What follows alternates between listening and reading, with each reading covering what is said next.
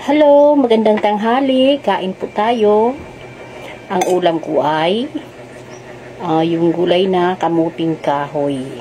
Ayan. At marami siyang sili. Ang hinalo ko lang ay dilis. Ayan, sarap po yan. Yung iba, hindi nila ito kilala. Pero sa amin, kilala itong dahon na to, talbos ng kamuting kahoy. Ayan. Yung iba, minsan pag kumakain ako nito, pag ako nakikita nila, tinatanong nila ako, ano yan? Ay, kinakain pala yan. Sabi ko, oo naman, masarap po ito. Para po sa amin ay masarap po itong gulay nito. Taral! Kain po tayo!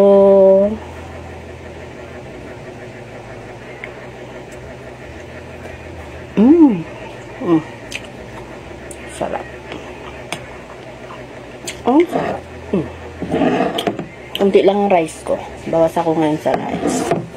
Kasi, malalaki ng aking braso.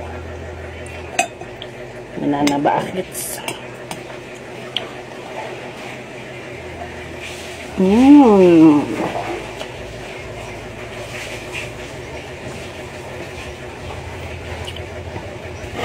Sarap.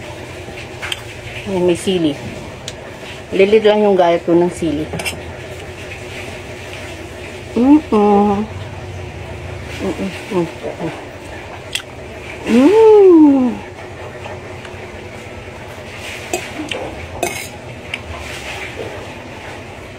Napasarap dito pag maraming sili. Kakaganado kumain. Kahit ulam mo lang gulay. Wala na isda. Walang karne. Ganado ka na. Basta may sili. Sarap. Napaka.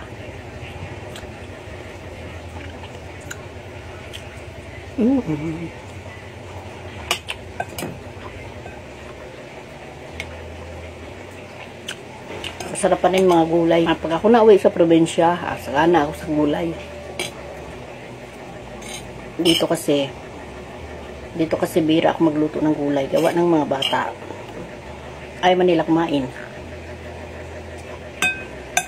Ang luto ko lang dito, ang alam nilang lutuin ko, pakbit. Yun lang. Hindi rin sila mahilig sa gata.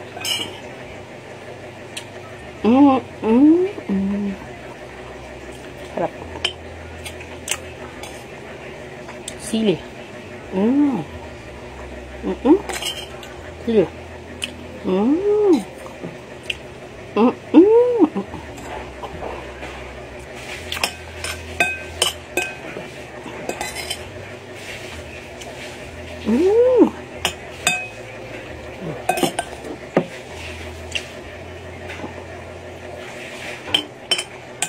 Harap. Pag ako nakakain ng talbos kamuting, sabi. Sarap talaga ako kasi ito yung gulay na kinagisnan ko nung bata pa ako. Kumakain ako nito ng talbos kamuting. Dito, wala man ako nito tanim. Pinanghihingi lang namin. Doon sa kapitbahay. Tapos ako. Bye!